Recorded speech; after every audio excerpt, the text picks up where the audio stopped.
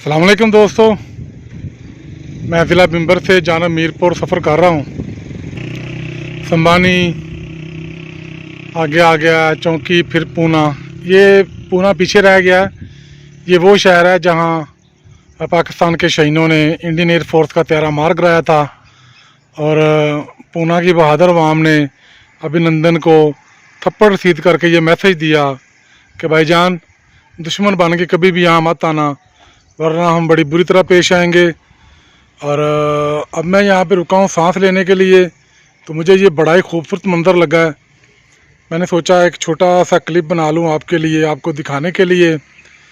ये सामने आप देख रहे हैं पहाड़, बहुत ही खूबसूरत पहाड़, और तकरीबन 8-10 किलोमीटर पीछे छोड़ा है हम पूना शहर। ठीक है जी, जहाँ पे पाकिस्तान एयरफोर्स ने अभिनंदन का जहाज़ गिराया था। और ये देखें जी, कितने खूबसूरत पहाड़, कितने खूबसूरत दरख्त और लोगों के बड़े खूबसूरत मकानात है जी।